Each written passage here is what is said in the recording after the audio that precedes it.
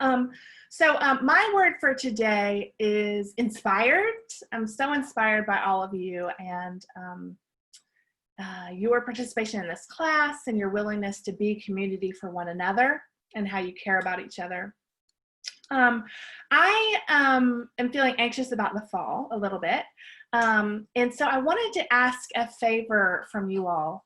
I was wondering if I could get like a 1 to 2 sentence or, no longer than a paragraph sent to Janie about kind of like what do you call those? Like a review of this class or like so this is the deal.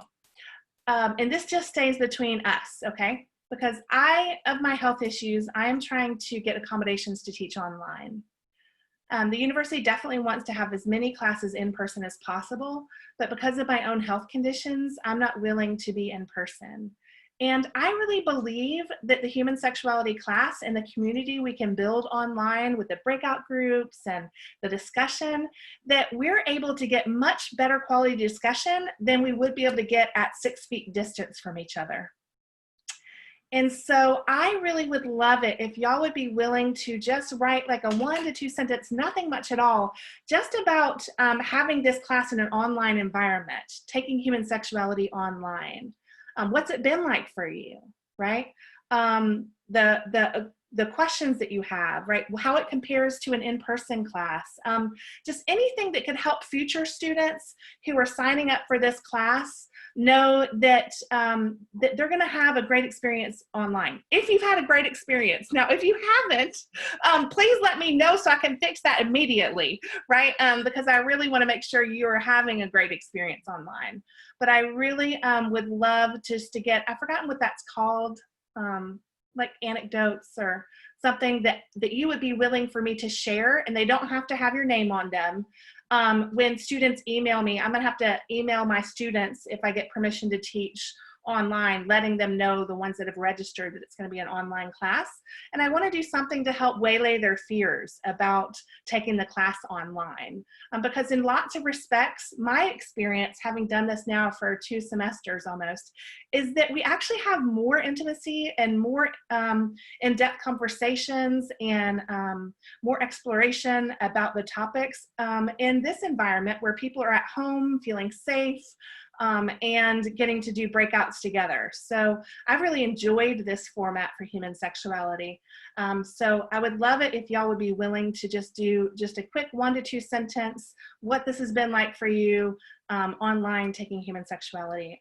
If you're willing to do that, that would be great. But don't let it disrupt any of your studies or anything else that's going on that's important in your life. And Janie just put her email in the chat bar just so that you would have that email address. Like I said, it just needs to be something short, just something kind of a note to future students. Thank you all so much for listening to that. Thanks, Kyla. I would love now for us to, so let me tell you where we're heading. So we're going to be combining the chapter 12 and chapter 13 discussion boards together today. And what we're going to be doing, I'm really exciting, is then on Friday, we're going to do a virtual condom carnival. And so members of my lab who are facilitating the different activities have done videos to facilitate those. And so we'll be doing, we'll be watching those videos together, and as well as having breakout groups to do some activities. And so we did the virtual condom carnival for the first time last semester. We usually have the condom carnival in person. It's a campus-wide event, but we did it online last semester for the first time. We've revised our scripts and updated those videos, and we're going to do it again for you all on Friday during class time. And so we're really excited to share that with you all, to teach you about healthy sexuality and hopefully have you learn some new things that you didn't know, so that you yourself can become safer and our city of Memphis can become safer as you share that information with others. And so this is a really important component of this class, is not just talking about healthy sexuality, but also teaching you how to have a healthier happier, sexier sexuality. Okay, so we're really looking forward to that on Friday. So that means today we're gonna do some activities on chapter 12 and chapter 13, and I'm really, really excited about that. So what I'm gonna do is go ahead and pull up our discussion boards for chapter 12, and we're gonna start with a question. It's a thought question that I want you all to think about for a second and then share out together. Okay, so here is the question.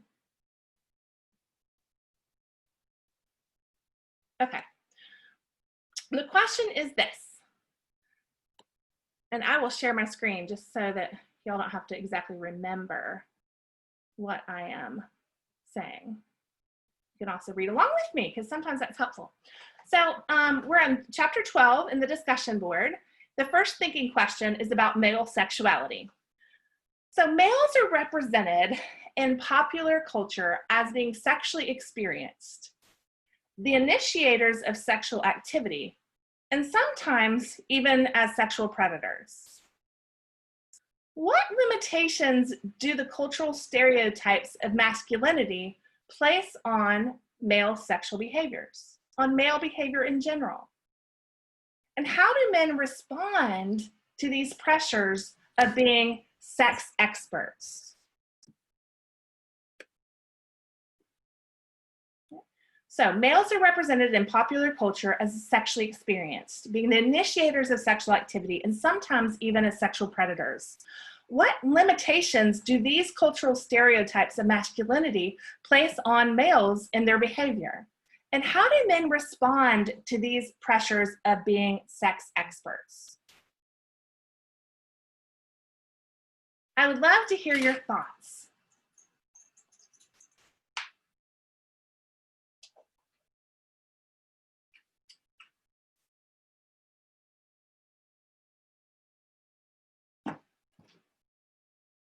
And I'm gonna let y'all, self-nominate for when you're ready to share.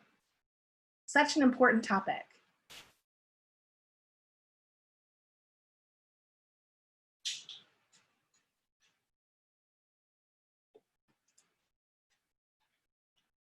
How does this impact males?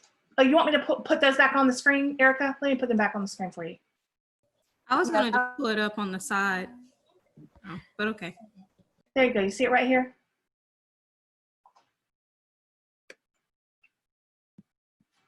In my opinion, I feel like this may, and I am totally for the Me Too movement, but I've heard men say that because of the Me Too movement in some ways, or they feel that it's like just from friends and stuff that I've heard from, they feel as though they can't do anything without being labeled as being the aggressor or anything, or like they feel timid around when they're trying to meet somebody, or if they're in a new relationship. And I mean, I try to explain to them it's just okay to have that awareness, but I feel like you should just vocalize your intentions. Like if you want to kiss somebody, then ask them. Don't just be like, ooh, just jump in there. And stuff like that. And I try to tell my younger brothers as well, because my brother's like about to start in that age. But limitations, I feel like, yeah, it can make them a little apprehensive, or like I said, timid or scared to even be flirtatious or anything like that.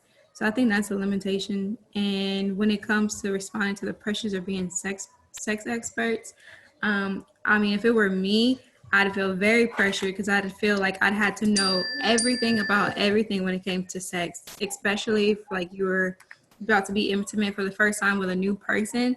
Then I feel like they would have like this certain pressure to, be like the man and know everything. Yes. Thank you. Great sharing. I appreciate that, Erica. Gabriel raised their hand. So Gabriel, what's your thoughts? All right, can you hear me? Yeah. Okay, there we go. It's active. Okay. I know from my point of view, I got to read the question again. I have to get closer to my computer screen. The limitations that cultural stereotypes of masculinity. Um, I've been personally called out for no reason, just by me just doing what I normally do, simply because I was a male. And my first time understanding what mansplaining was, I was teaching, or I can't say teaching, I was giving a presentation about something, and a girl scuffed in the back. And I said, well, why did you scuff? And she said, you're mansplaining. And I said, I don't even know what that even means. And then the other girl said, you're telling us something that we already know. It's like, well, I'm giving a presentation. What do you expect me to do? Like, is it just because I'm a male and you just don't want to hear what I'm saying, or whatnot? But the most important thing about the being a sex expert, um, this is what I've learned through my experiences. There is, I've always been the weird person, and they called me weird. I will always ask permission to give the young lady a kiss before I gave her a kiss. And I remember I was with my crush, and I said something like, "I want to give you a kiss," and she looked at me and she laughed and she said, "You just ruined the moment." And I'm like, "Oh." So now it became really, really awkward, because being the sex expert, I now have to read the young lady's emotions and then justify my own emotions, because if I'm too aggressive, she doesn't like it, I'm in trouble. If I'm not aggressive enough, she doesn't like it, I'm still in trouble. Oh, So there's just this massive confusion of what to do and when to do. And then I look at like TV shows or like matchmaking, they're just like, they slide in and say that good pickup line and then like slap her on the booty. And yeah. I'm like, if I was to do that, I'm gonna get slapped and Yeah. et cetera, et cetera. Right. But Right. yeah, Absolutely. so Yeah. It's this there's a double. lot of pressure on that. Yes. Yes. Thank you, Gabriel. I think you're stuck between a rock and a hard place, right? It's like, I can't be too forward, or I'm going to be accused of sexual harassment, right? And then I can't be too timid, or people are going to think I'm not sexy and not into them, right? So, yeah, so I think it is a really difficult place to be as a male in our society right now around sexuality. And so thanks so much for sharing that with us. We really appreciate that. Any other shares on this question? I think it's such a great question.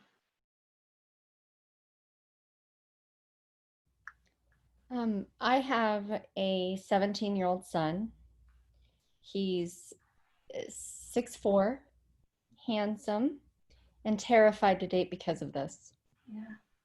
What Gabriel just said, he is so scared to get involved, and my heart breaks over it. Now that COVID is kind of like interfering with all the social stuff, we were the house that everybody always came to, and oh my gosh, my anxiety, because I had like 20 teenagers in the house, and I'm a single mom now, and I'm like, no, but I have cameras everywhere. You guys better be good. That's right. That's right.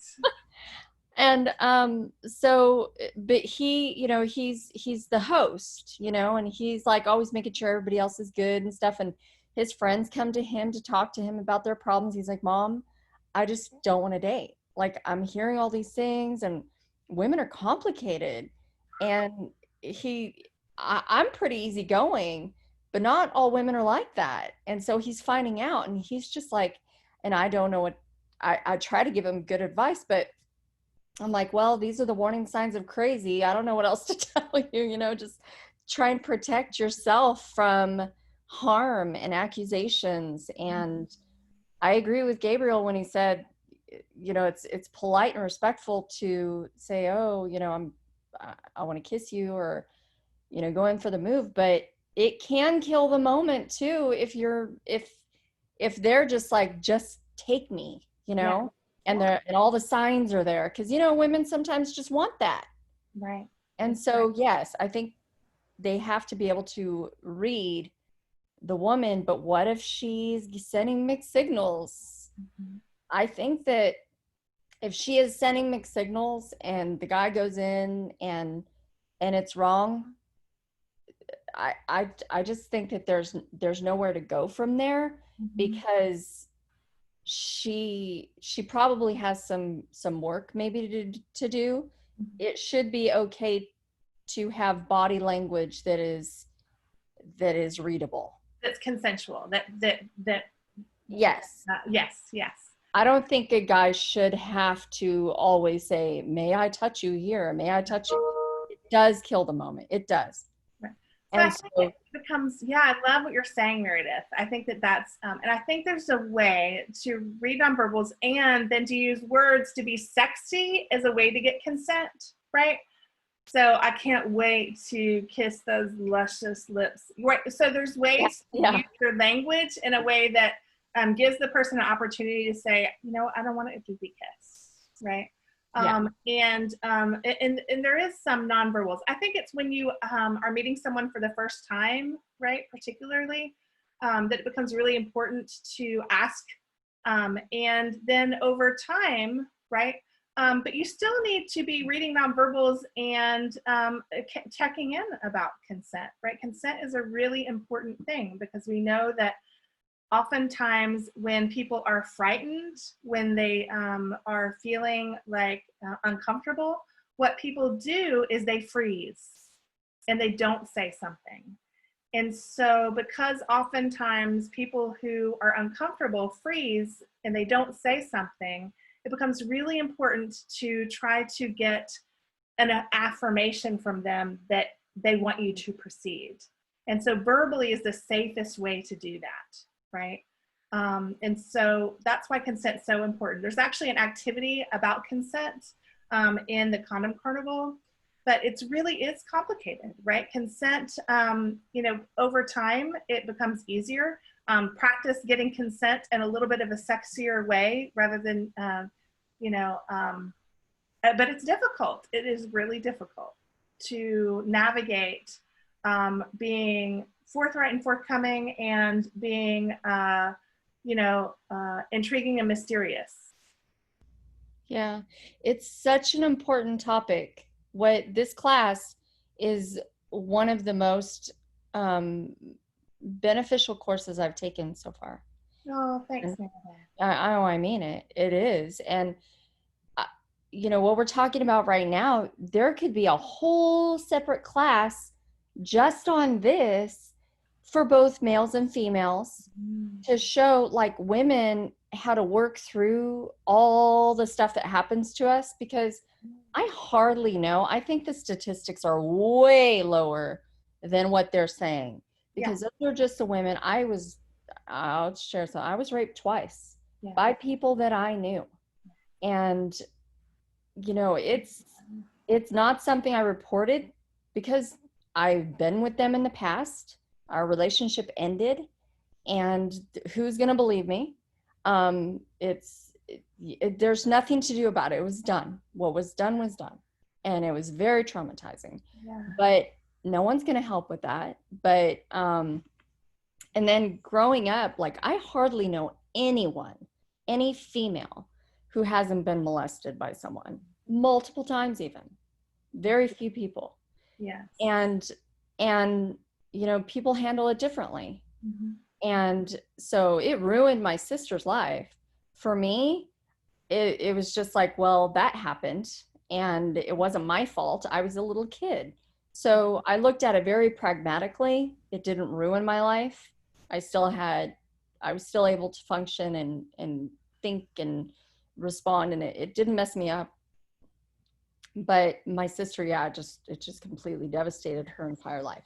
So people respond to that differently. If there was a human sexuality class based on, working through that stuff and how to respond to a guy this innocent guy who, like, I'm thinking of my son approaches somebody who was damaged by it, and then he gets punished for it. These poor guys, that had nothing to do with those behaviors, but a lot of people who had been traumatized, and males too, because it happens to men The too. rates are really, yes, It's absolutely. The rates are higher for females, males, other identifying individuals than we know, right? Because it's right. not something in our culture that we freely talk about. That is so true. There's probably an added stigmatism for men because they're not supposed to be the victims of such things. But having a class to explain what happened wasn't their fault and how to get through it, and in ways that people can heal and learn and approach someone better. Like, for instance, because I handled it the way that I handled it, it's harder for me to comprehend someone who thinks differently and couldn't handle it as well. Right. Like, but it wasn't your fault. Like, Right. how can you blame yourself? It's ridiculous. Yeah, and I think everyone handles it differently, right? I'll tell you all that there are amazing supports in the city of Memphis.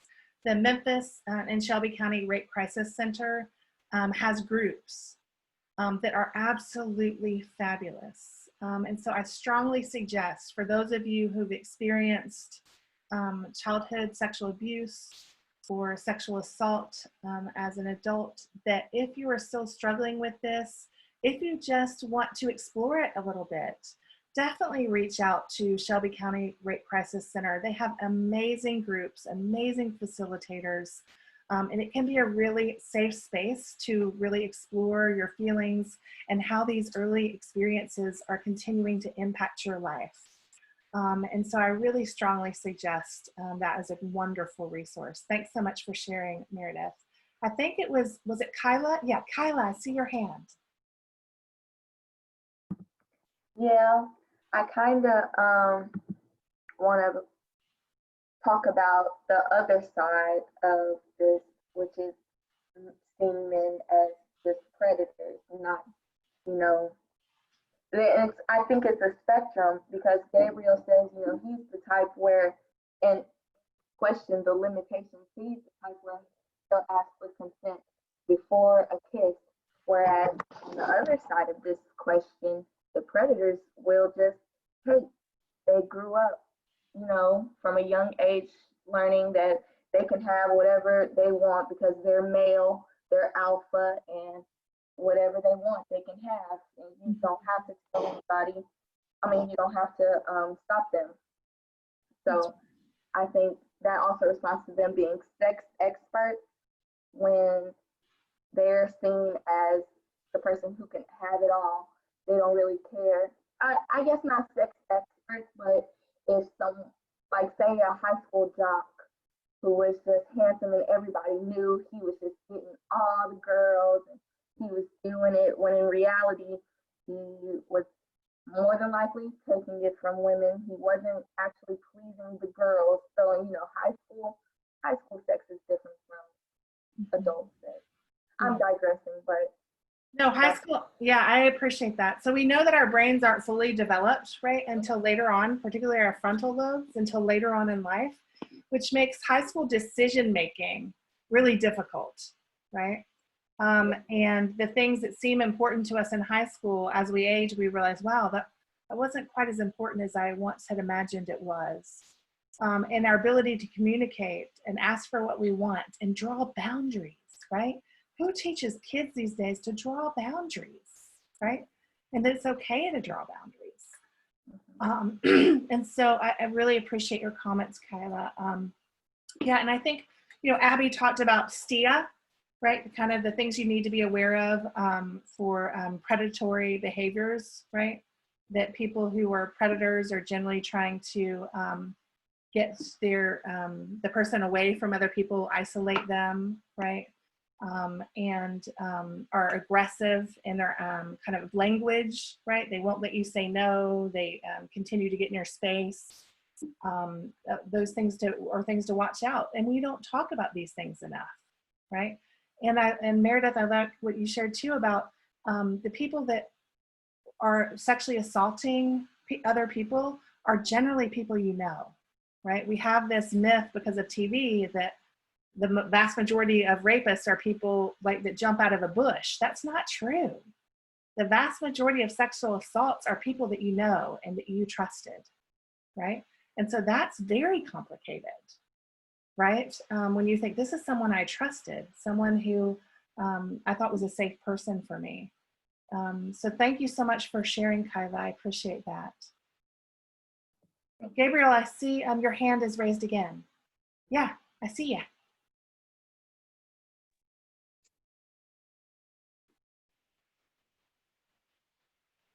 I can't hear you.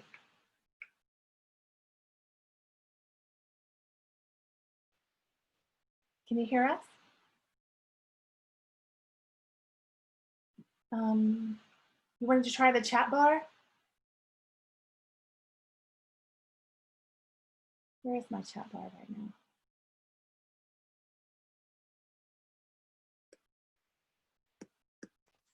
All right, now I should hear myself. There we go. Okay, we hear ya. Oh no. So in high school, this actually I could say was quite traumatizing during high school. We had a sex class or a sex education class, but it was only for the males. And I grew up in Panama City, Florida. That was before we banned alcohol on the beach, spring break capital, girls going wild, all the above. Oh, And I yeah. think it was my ninth grade year. So that's like 2008, 2009. That's when Girls Gone Wild actually stopped around that side. And they called all the young boys. This was county-wide, by the way. Every male had to take this class. And it was a 3-hour class where they talked about consent. And it really, like I said, traumatizing because the lady said, she pretty much said all men are rapists. And when we get intoxicated, we are more likely to become a rapist. And when we go out to college, and this is to be mindful of that, we need to, I can't think word for word what she said, but we need to be ultra vigilant and more responsible than the person next to us while we're drinking with the boys, because we become rapists, something of that nature. And I remember, like, I'm ninth grade, I don't even know, I have never drank alcohol. Right. And I remember going into the liquor store, because in Florida, like, you can go into the liquor store underage and whatnot, and it said, please drink responsibly. And me being the logical person that I am, I started thinking, well, if it says please drink responsibly, it doesn't say men specifically, please drink responsibly. It just says if you're going to drink, doesn't matter what your gender, what your sex, anything, everyone drinks responsibly, because this is what can happen when you're not responsible. And and then after that class, that was the consent class, and then we had the accountability class after that.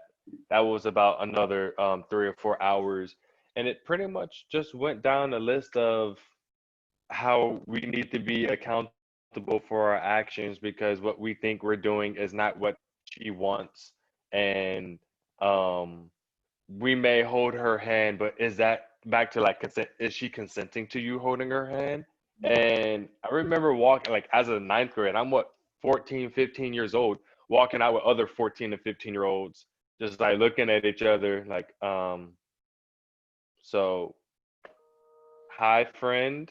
And she said something about give them a high five. And I'm like, that's awkward. Like, I'm not going to walk up to someone and give them a high five if I don't know them. And that's that. Like I said, that's eighth grade, ninth grade year. We had to go through these classes. And um we had another one of those classes my senior year, after one of the wealthy guys in Destin had a wild sex party and had like 18 underage girls there. Now, I don't understand how that's my fault. He should have been arrested, but yet we had to go through those classes and learn better, like learn how to treat people. I'm like, but okay, Absolutely. that's Yeah, Stop it. Erica put a great comment in the chat bar, Gabriel. It says, yeah, I think it might have been a good concept, but wrong execution and should have been voluntary and not required. And I'd like to just say, this is one of the reasons why when I develop interventions around sexuality, that I always make sure that they are designed by peers of the group, right? That peers, the people that I'm trying to serve, bring their concerns to the table, and we address and design the intervention around the concerns of the group, right? And then there's peer facilitators, right? And so the conversation is in the same language, right? The same experiences as the people that we're trying to assist. And so I think that that's why peer education and community participatory action research are so important, is that when you design interventions, you need to know who they're designed for, because it sounds like this was maybe a better intervention for a college group than it was for a group of high school boys, right? And so it's really important to find out what the needs are of the community that you're trying to help and trying to serve. And so I'm sorry that you were really uncomfortable in that intervention. It sounds like it wasn't a good fit for y'all's needs, and I'm sorry that happened. I think that can make things even more complicated.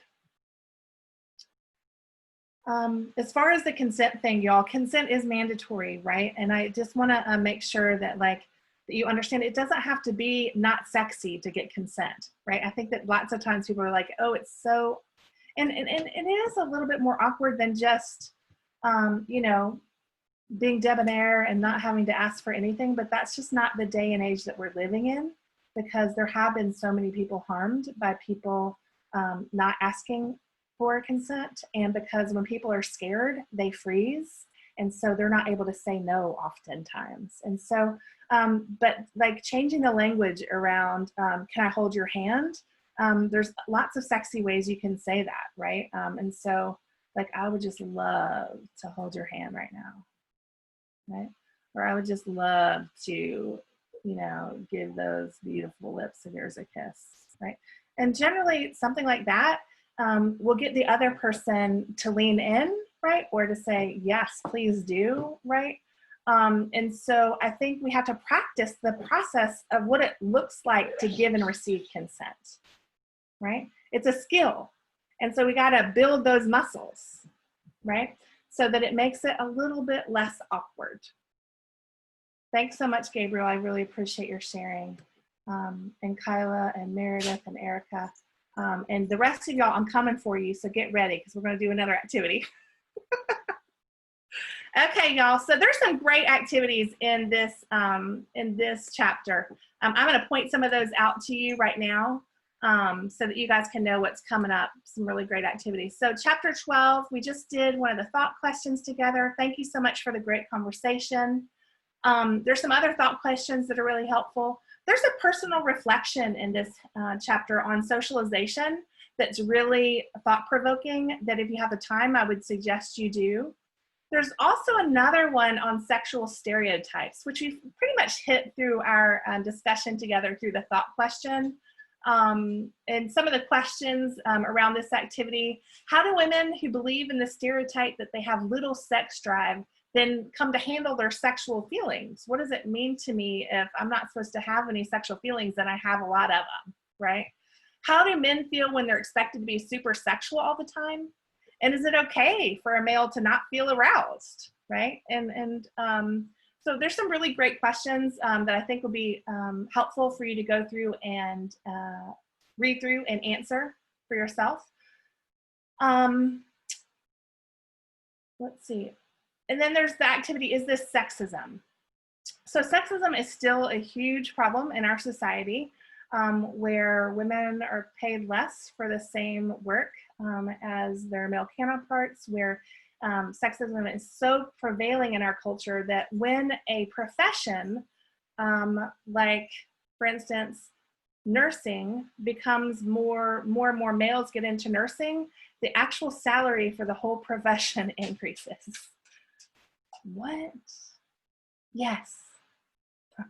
That's how prevailing sexism is in our culture. And so, This is another really great activity to look through, and also to help you avoid sexism should you ever be a manager, and things like that. It's interesting for me. I want to tell you a quick story because, you know, I'm very anti-sexist. And I had an abnormal mammogram last year, and they had told me that I had an abnormal mammogram. They had looked at the films 4 different times. They had taken me back for 4 different set of films. They said that the doctor was going to come talk to me because they needed to do a biopsy that day. And I was like, okay, I'm good. And he had come, a male radiologist had come in to talk to me. And then about 5 minutes later, a female radiologist came in to talk to me, and she said, actually, you know what? I looked at them and I think they're fine. I don't think you need to worry about it. So you can just come back in 6 months. And I was like, she's like, I've been doing this for 30 years. I showed it to another female radiologist. She feels like you're going to be fine. And so let's just keep an eye on it. Let's not do, it was right before Thanksgiving. They're like, we don't want to ruin your Thanksgiving, and just come back in 6 months. And I found myself like going, well, what about that male radiologist? Like I really, something about me wanted to believe that male radiologist because I don't know. I think, you know, when I was raised, most of the physicians were men. And so I had this just automatic sort of judgment around that sort of male radiologist knowing better or being more concerned about me. So I just want to say that sexism roots are very, very, very, very strong and foundational because it's the way that we've been raised since we were little tykes. And so don't ever underestimate the power of sexism, racism, right, heterosexism, and be aware of your thoughts and challenge yourself, okay? So let's do another activity. We're going to move to chapter 13. Oh, no, let's not look at my finances. Okay. My finances just came up on screen. Hope y'all didn't see those. So chapter 13 is on sexual orientation, right? So this chapter is on sexual orientation. And we had a really great discussion during our movie night this week, a little bit, was it this week or, yeah, it was this week, about what it's like in the conversations between parents and children when a child is coming out, and how you might prepare yourself as someone who may be a future aunt, future uncle, future parent, future child that's going to be telling your parents about your sexual orientation. What are the things that you need to do to prepare yourselves for those conversations, particularly on parents, right? You need to think about this before the day that it happens, and it may never happen, that you find out that your child is fluid, non-binary, queer, that your child is gay or lesbian or pansexual, right? But you need to prepare yourself as a part of parenting for these important conversations. And so there's some really great thought questions. One of them is about telling your parents. Another one is on if you're the parent of a son or a daughter who informs you that they're gay, right? There's another one on waking up tomorrow and in another world and your sexual orientation is changed, right? How do you think you would handle that? What would that be like? How do you think it might affect your life? So some really, really helpful thought questions around sexual orientation. There's a really important question too about how do you think are some ways to reduce violence toward gay and lesbian individuals? And by violence, I mean both overt violence and covert violence, microaggressions, right? Other things that impact people from the LGBTQIA community. There's another personal reflections activity in chapter 13, your personal reflections on sexual orientation.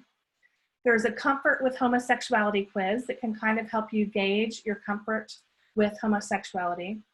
And then the last activity is around common questions asked of heterosexuals handout.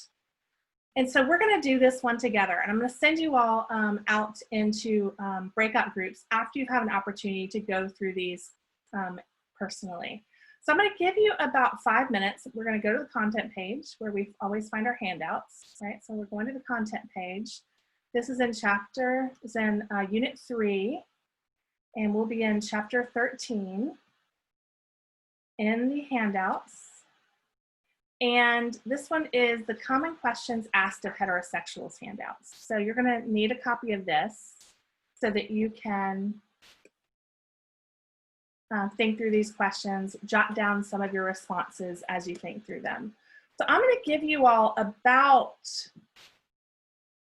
7 to 8 minutes, maybe 10 minutes to go through these questions. Okay. When you get done with these questions, if you'll put done in the chat bar, that way I know that you are finished. Okay. But these questions, like I said, are in the content section under the 3rd unit, under Chapter 13, so that you can see them all. I'm also going to span it so hopefully you can see them all on my screen, although you don't get them all. But I'll move it down in case anybody doesn't have access to a computer or another way to look at them. In the 5 minutes, I'll move them down a little bit so you can see the last questions. Okay, so everybody can have an opportunity to access them. Are we ready? I'm getting ready to set my timer now. I'm going to set it for 8 minutes and then I'll do a check-in. All right, here you go.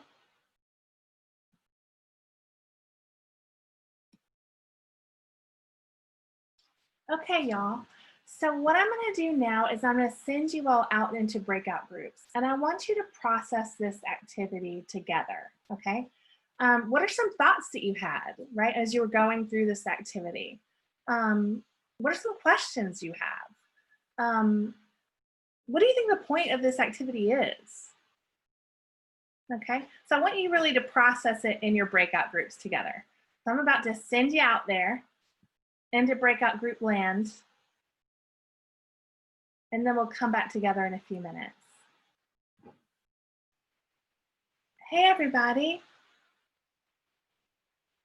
I would love to hear your thoughts, right, as you process this activity together in groups. So what were some of your thoughts, your reactions that you all had as a group? Things that came up to you personally, too. Personally, I was like, hallelujah, an exercise like this, because I was telling my group, I have family members who are homosexuals and friends, and they have expressed to me like the things that they get asked. And I would always say, how would they feel if a stranger or somebody you barely know just asked you personal questions such as that? You know, like nobody. And like one thing they will always say is, why do people feel like I owe them a come out story? He was like, do you have to come out being straight?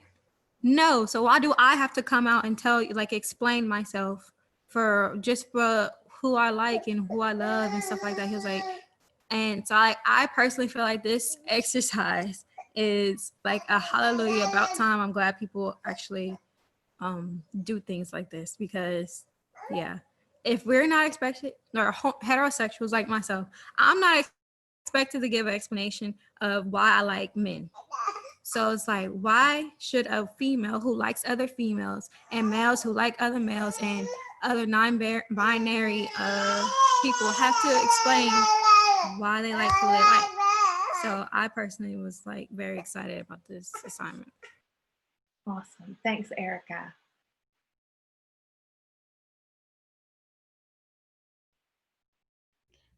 Well, I just shared with them years ago.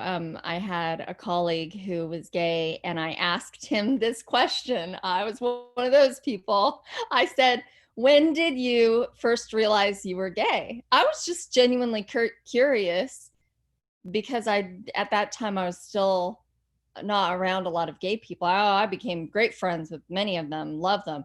But at that time I was still curious, you know? And he said, when did you? And I was like, well, around 4 or 5. You know, I remember being in kindergarten. I started kindergarten when I was 4, and yeah, probably 4 or 5. And he said, same. It was the same. And I said, so you had crushes on men, and like older men, you know, like uncles, and you know, and he's like, yeah, it's the same. And so it's good. Thanks for sharing that, Meredith. We appreciate that.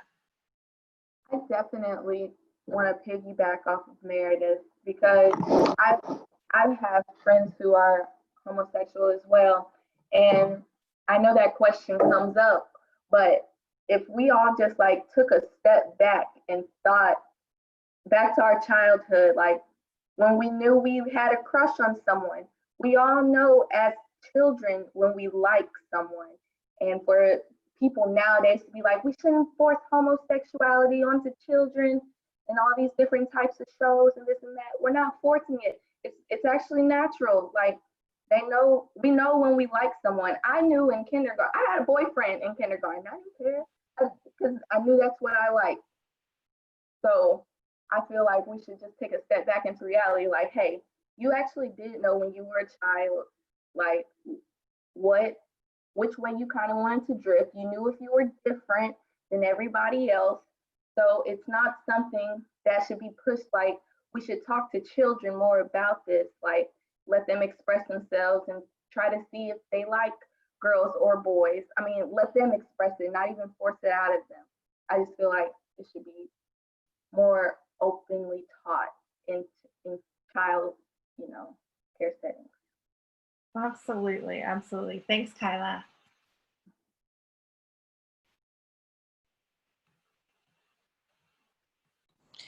I mean, I've never been asked the question, about my heterosexuality. Like, no one's ever asked me before. So this was just kind of new, like when I was reading the questions, and I was like, okay. And just like Kyla, I have plenty of homosexual friends, and I see them struggle when, everybody wants to be so nosy and want to, pick and pry, into their personal lives. But I mean, we're pretty much all the same.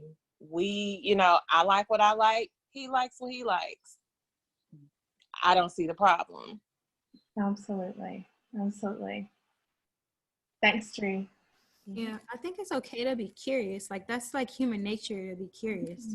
Like, even as heterosexuals, like as a heterosexual female, I've been curious about a lot of stuff. And I mean, like I said, I think it's okay to be curious. It's just like when you want to ask something, to do it respectfully and have like sympathy, or be mindful that this might be personal, and the person has a right to say, I don't feel comfortable sharing, and don't be a butt to them if they don't feel like sharing. Because like I said, it's human nature to be curious, especially if it's someone that you don't know, haven't been exposed to, like that. Yeah, and I think there's a difference, Erica, which I think you're saying so well. Like, this is an intimate friendship and a relationship, right? It's okay to express that curiosity and talk about, these things together. And it's not okay to walk up to the person at Walmart, right, who you are labeling as some particular orientation or some particular gender identity, and asking them in the Walmart shopping center, a stranger, right?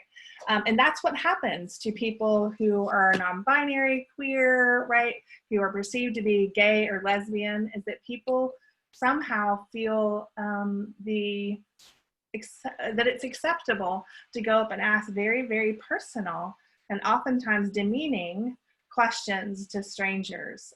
We live in a very heterosexist culture, right? Very heterosexist and still homophobic, transphobic culture. And so I think it's really important to recognize that these questions, right, are intrusive. And it's not okay to ask questions of people who you don't have intimate friendships with. And that we need to do something to educate and help children grow up in a way that they know boundaries. Okay. Any other thoughts about this exercise? Things that it made you think of, or reactions?